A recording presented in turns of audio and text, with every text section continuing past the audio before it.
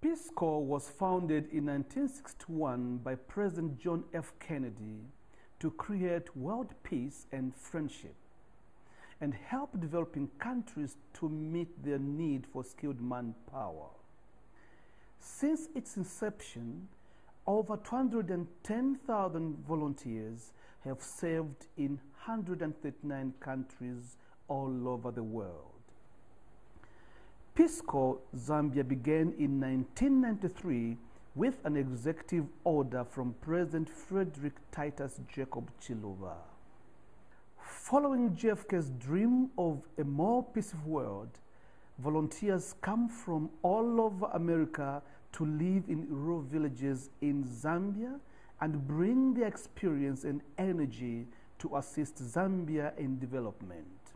I graduated from university in 2012 with a degree in marine biology and also with aquaculture.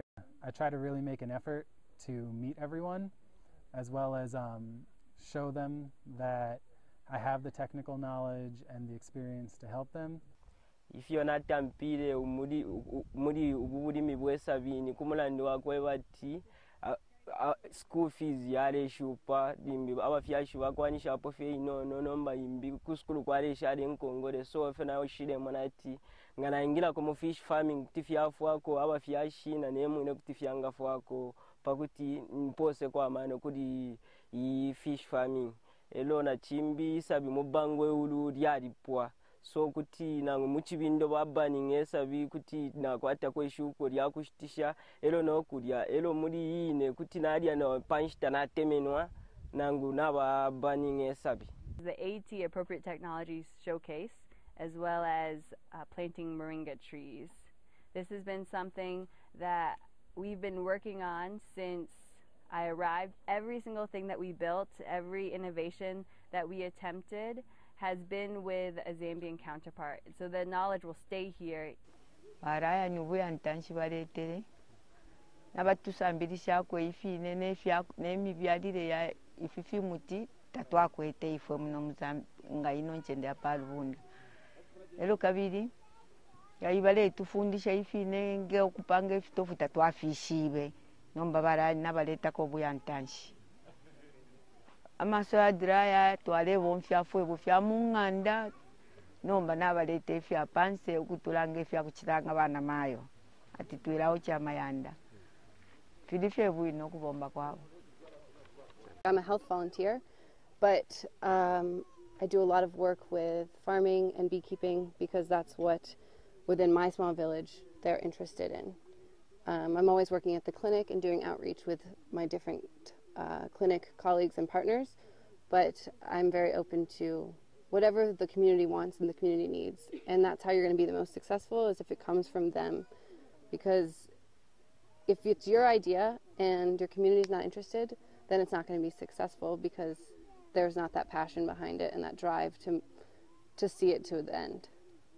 Bantu bamu aba isho kusambirisha bantu banabo ifyo bengekala munshire isuma emkwai bala fuaisha mule pango tubungwe utwakula mfwani na munshira shakula isungira mo shakufaira mwendalama fyonse fira bale emyafuirisho kutira mukwati amano yamu ichocho natemenwa pali ba pisco oro kabiri balishire turanga kuna project yakula sungenshimu bakutila tatule chula muku kwata kwa ndalama. As a Red volunteer, typically our projects consist of teaching, solo teaching in a Zambian classroom. Usually we teach from grades 5 through 8 or 5 through 9. Vale umfa bwino sana umwina Amerika bamona naye minena kuntanja atendeko okusambirisha ekisungu n'abalumendo n'abakashana abashatemena okulanda ekisungu balyambiri okulanda pantu bali umfuire bwino ife bale basambirisha kuli ababena Amerika pamirimo yintu babombere abakaipela iyi kalamba sana yakwafwa abaana abakashana n'abaana abalumendo ukubapela kwamano eyafyo bengekala ero nefyo bengayisunga nangu bafirwa okusambirira bwino efyo bengayisunga kuntanshi. As the saying goes, one finger cannot crush lies. So, Peace Corps makes every effort to work with the hard-working Zambian men and women who do so much to further this country's development.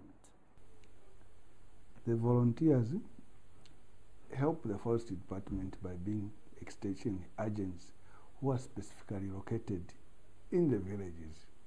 Because as you know that in terms of our structure, we don't have people who are located right up in the communities where the local villagers are. But in this case, the Peace Corps volunteers, they have been staying in the villages and they have been working. They have been helping our department by being extension agents right up at the source in the villages. Not only do volunteers collaborate with government ministries, but they also work under the local chiefs and headmen in their area.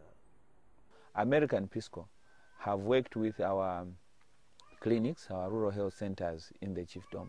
They have shared their expertise in these areas. They have helped even to treat our people.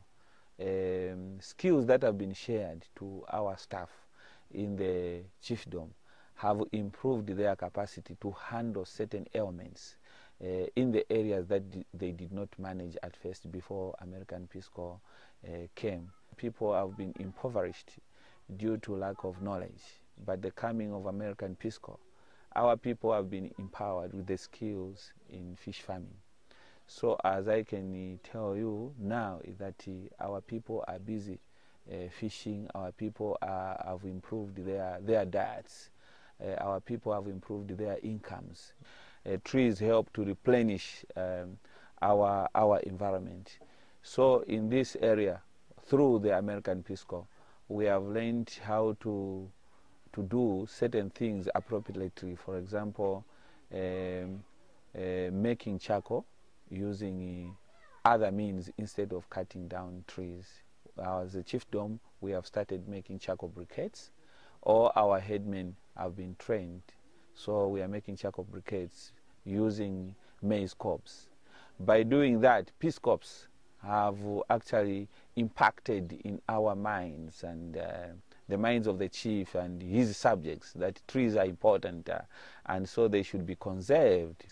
Then the other area we have collaborated with the American Peace Corps is the area of education. As you know that we have inadequate numbers of teaching staff in the country. But what we have seen is a situation where the American Peace Corps have brought in a team of experts. Those who have been trained, others may be doctors, they have worked before, they have retired, but they have come to share their experiences, they have come to share their vast knowledge. If I look at the Bible describes or defines a good neighbor as any person, despite of any distance, who has the heart to help or to meet the needs of the other person. But here is a situation where an American leaves America, a well-developed country, and then come to help meet the needs, some of the needs of the Zambian in the rural part of Zambia.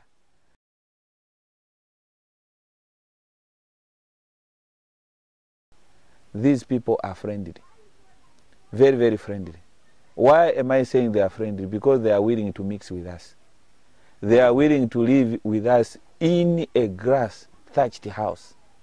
They are willing to use even a grass-thatched toilet, bathroom. They are willing even to go and draw water using a bucket, carry it on the head, okay, and then bring it where they are. They come in the rural part of the country to experience the poverty, to experience the life of the Zambian people, to experience the real Zambia in the rural areas. By living like the people they are helping, volunteers gain both trust and understanding from the community to further development. But they also exchange culture by doing everything from learning to Kukushima to the local language. Our people have learned, for example, American cultures. Okay, then we have also taught them the Zambian cultures, the Lenje cultures. Okay, a situation where the American Peace Corps could even have some good time in the evening to sit around the fires, share the experiences, the cultural experiences, share the stories of America, how people live in America, how to greet. Abantu chakalani banja sopano.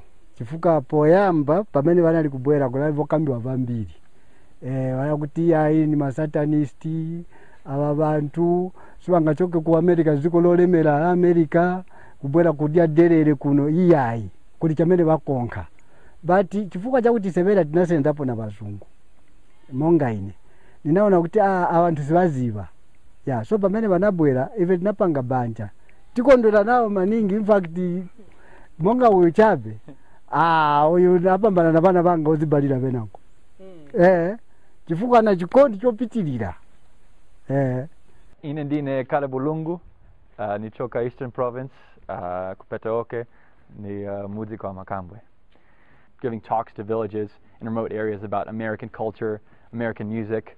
Sometimes I bring my guitar out and I'll sing songs for people in other villages so they hear what that's like. Or I used to be a clogger, and so sometimes I'll clog in front of people and show what American dancing is like.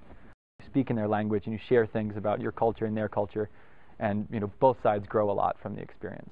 Tulikuwa tentambi tubasambisha kwali vefini wafimwe vivemba ngefine mwamono mukashana ulio mukashana alikuwa ti muina Afrika nangwa alikuwa ti muina Zambia na mwone kivemba kintwalela ndakula nde kivembe kyashikimika icho kilepilo kulati nentambi tetishafya kumufunda intambi tule mufunda mulandu wa miendeleve ndefi ukupa kuno kumwesu efe bopa nga mwafika pamiyaka pakuti na pakuti efe bale upana nista ya kare efe bale konke ntambi tule mulondoloela kusungana mayo nga mwaupana filiano mulume tuwasunge fine mugite mwiko filafine nentambi shimbisha mikalire efe tuikala kuno tule musambirisha bwino na wale sambiri ale mamuka paper pakuti ati ngaya ku America akayefundisha kwa bena America ati ntambisha kuno ku mwesu ku Zambia nishi.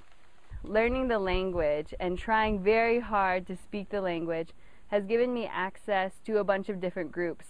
I'm not anchored to a certain counterpart who happens to speak English and Bemba. I can go anywhere I want virtually in this whole area, and even though I don't speak well all the time, even though sometimes English interrupts me, I can access the groups that otherwise I wouldn't find. As you may have noticed, Ryan doesn't look like what most of us think of as American.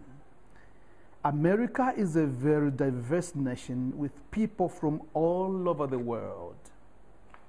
I represent a minority group in America, Asian, also Korean. In Zambia, right now the Chinese are working a lot on the roads, and so a lot of the Zambians are familiar with Asian culture, not necessarily Korean culture. I have learned so much about American culture. They usually refer to it as the melting pot. The melting pot. They told me there is so much diverse in the culture of American. English people are there, Spanish, French, the Germans. So it's like a combination of all these other people. Then they have taught me about tradition, like the holidays, the religion. There's so much religion. So basically, I could say that American culture is a diverse of all these others. And they have been influenced by African people, Asian, Latin America, and all these other people. I identify as a Black Haitian American female. So I'm a minority in America, and I'm also a minority here in Zambia. And I'll tell you why. I always say that I'm a minority within a minority group. So here I blend in because of the color of my skin. So when people look at me, they expect me to be Zambian. So for me, I am officially Black and Native American. I do not use those as two exclusive terms. I use them more inclusive because there is a strong history in America of black Americans or African Americans, you want to call it, I prefer black, who have a lot of Native American ancestry because of the history of slavery and how a lot of slaves did run to the local communities which were Native American at that time, and they intermarried, and with that, some ancestry of Native American blood was with the African blood there as well. I am Indian born, and but I have to explain that we are all American, and in America there are so many different people live, and we look different, but we are all American. The words from the volunteer echo Zambia's motto, "One Zambia, One Nation." Maybe it is because of these similarities in our cultures that make so many volunteers comfortable here. In fact, many volunteers love the country so much that they extend their contract. I love my village. I love the interactions that I experience on a daily basis. The relationships that I've built I can't put a price on it, and I don't know how to describe it or articulate that feeling that I have in words. So that's what keeps me grounded here, and I love it. And I know for a fact when I share that experience with my family and friends back home, they know, they have this sense where they think, maybe she's not going to come back home because she's having a great time, and she feels good about being here. Promotion of world peace. I can tell you that from what we have learned from the American Peace Corps, the issue of environment, the issue of food security, the issue of income generation, and the issue of health, the issue of education, the issue of good sanitation. Our people have even learned how to make those simple wash basins, soap, and other things. Okay, you cannot have peace. Can you have peace if you are hungry? Can you have peace if you cannot fit in very well in the community? Can you have peace if you are sick? Can you have peace if you don't have the knowledge? Can you have peace if you don't relate very well with the people you find? Okay, so these people have a lot of characteristics that we can learn from them.